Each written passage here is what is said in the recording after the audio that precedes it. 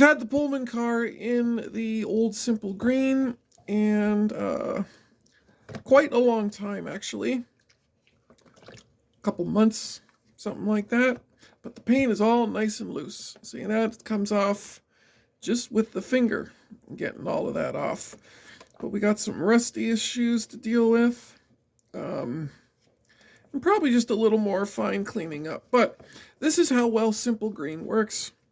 You don't have to leave it in for months for this to happen. It can get to this point within a few hours using a fresh batch of simple green. Some scrubbing will also take this off much quicker than just leaving it sit. I just actually had forgotten about it, to tell you the truth. So here we are. Our paint has come off. We're just going to get the rest of it off and continue the project of finishing this up and giving it a new fresh coat of paint.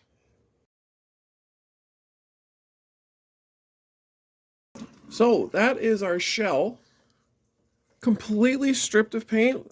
Some little rust I'm going to touch up with the Dremel's brass wheel and give it a couple coats of primer, and this thing is good for its final coat. The one thing that I do find interesting that I found with the other two shells as I stripped the paint off of them is this nickel plating that's underneath it. You can see where it's been dinged off, and it's the actual bare gray steel. I just thought that was an interesting little thing. I didn't know Lionel did that. Hadn't seen that on any of the other locomotives or cars that were tin that I've stripped off. But clearly it was a thing.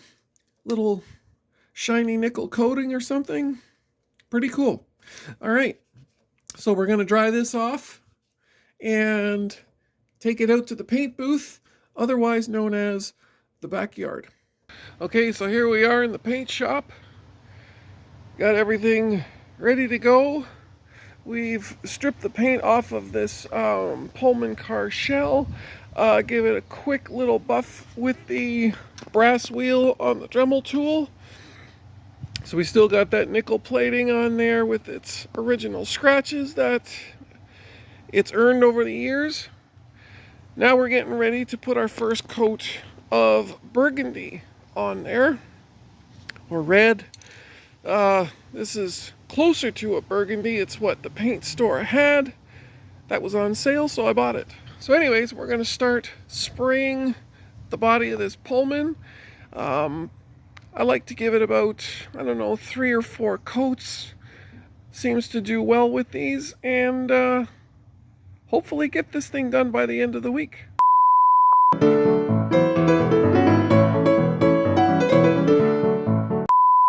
I ended up going with the red for the shell and the recreational white, it's called, for the interior, or the trim pieces, or whatever you want to call them. As I said before, this wasn't going to be like a full-on restoration.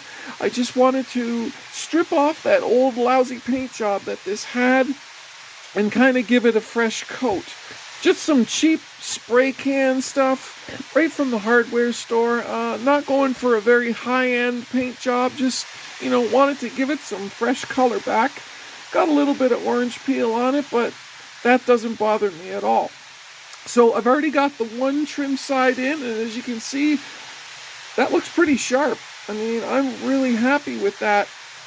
So what we're going to do right now is I'm going to put it in the second trim piece and just kind of show how it goes back in, which isn't really that complicated. So if you look inside the shell here, you see all of these tabs sticking up.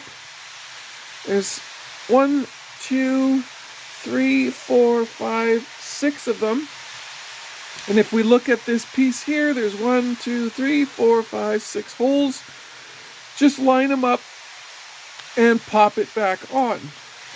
So what we're doing now is we're just trying to line up the tabs with the holes. And I can see this one tab here may be in need of a little bit of rebending, just to get it to line up a little bit better. And what I'm going to try to do is come from the inside to do it, so that I don't scratch the new paint job here. Just like that. Doesn't take much to bend these. Don't work on them too hard or you'll snap them off and then this piece won't sit in, or you'll have to glue it, which doesn't work very well. Beautiful. Then we just flip it over, we get our flathead screwdriver, and we just gently bend the tabs back down to hold it all in place. And there we go. We've got the two end pieces in. We've got the trim pieces. Everything is lined up. And once you also get those end pieces in, the car isn't as flimsy. They add quite a bit of structural support to it. So the next thing we got to do is we got to get the old light fixture. And we'll just throw it in there for now. No, we won't. And we've got to bolt it on. And it goes onto this first hole here.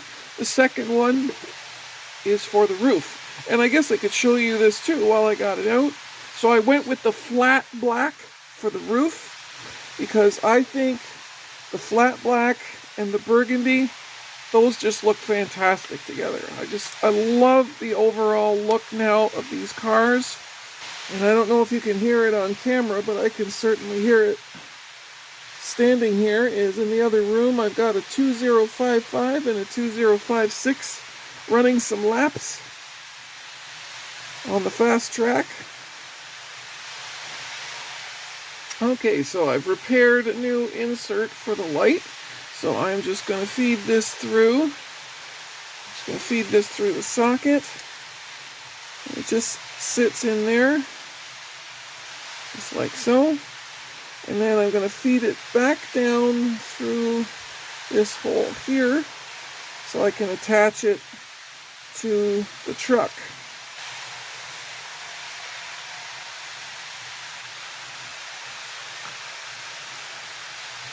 Okay, and then feed this back through and mount the truck. Got the clips on, the light is in. I think we're good to go here. This is the car painted. We went with the red with the recreational white trim. I think that looks really sharp. Here we have the finished paint job and assembly on my Lionel pre-war cars. I just left the roof off to show you the interior as well. So, you know, I sprayed both sides of these inside panels to kind of give it that more finished look. I took my Dremel and buffed off the light socket because it had a little bit of surface rust on it. So just kind of clean that up, put a newer bulb in it. And I went with they're not really reproduction couplers. It's old new stock that I ordered on eBay and installed those. I mean, they work fairly well. So I'm happy with this. I love the finished look. So what I'm going to do is I'm going to drop the roof back on top of it. Here is the car all finished with the burgundy and the off-white. I think it looks really sharp. What I am going to do, just for the sake of this video, is I'm going to take, this is the end car, the one with this little fancy balcony thing. And the reason that I kept this one off on the side was there was a couple of things I wanted to point out about this particular one. This one posed a few challenges for a couple of reasons. First of all, I forgot to completely spray the inside there. But anyways, the tabs on this cross member, which actually holds the light, but more importantly, gives some rigidity to the sides of the cars. The previous owner, the tabs had broken off, so they put a rivet on it. The problem is, I don't know if you can see it on the video too much, but now the wall kind of comes in and then goes back out again. So when you put the roof on, there's a huge gap on this side. Fine, whatever. I can live with that. Doesn't matter. But tabs kept breaking as I was assembling this one. The one that got affected the most was the tab right here. As you can, I don't know if you can see, right in here there's a tab which comes from this side, goes through the little slot, you bend it in, and it holds this little balcony rail to the body. Well, the tab broke down here, and the tab broke up here.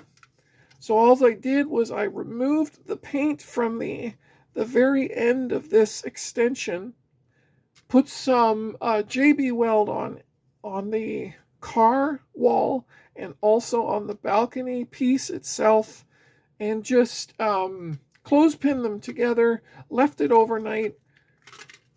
It's holding really well. So that was the little quick fix I had to do there. And while I got this apart, I'm going to put the final latch or coupler onto this car, completing it. Oh, and also getting out this, oops, or just break that bulb. That would be good. Okay, so we cleaned up that glass. Let's get back to where we were. So first things first, I am going to pull out a new bulb. And I actually found these at a equipment surplus store, a local one. It was great because these bulbs were 35 cents. They also have the stab and type without the threading on them. Again, 35 cents. For those of you in Ontario, Canada, it was, or specifically Kitchener-Waterloo area, it was, I think it's Army surplus. For those of you in the KW area, it was the surplus store on Victoria Avenue. I can't think of the name of it right now. When I do, I'll post it up here somewhere. Anyway, 35 cents for those. These were $10 a piece, probably a little more than that with shipping. But anyways, I get the pliers on here and I first bend this whole little tail up. And I'm doing it really slowly. I don't want to do it too fast and snap the piece in half, which is a real possibility. You can also put some heat on this so when you bend it, there's less chance of it breaking. But I didn't have that set up right now, so I'm not worried about that. So now that we have it into position in there, we have this little circle piece that I'm going to carefully twist this way so that it won't just drop out again. And again, moving very slowly so I don't actually twist that piece completely off. So I got my pliers on it now. I'm holding the other end of the latch. Not in a hurry with this because I don't want to break it because this piece is just too expensive. So as you can see, as I was saying, because of the lousy rivet job on this car, the roof is kind of wonky because the wall doesn't exactly sit straight anymore. And I'll show you that once I get this screwed back down. What I'm actually dealing with. Just kind of hook it around the corners that way.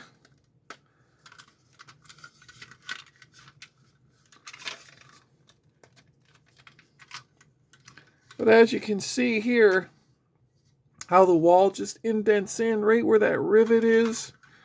Here's the other side that's not. It's much straighter. But you know what? For the $5 that it cost me, the $22 in paint, I am really, really happy with the way these turned out and the way that they look. I think it's fantastic.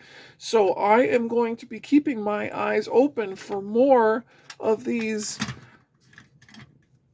bad, horribly painted pre-war cars and maybe make a nice little fleet of them in different colors.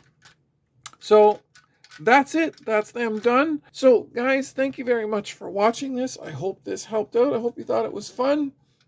And I look forward to seeing you on the next video. Don't forget to hit the like and subscribe. And ciao for now.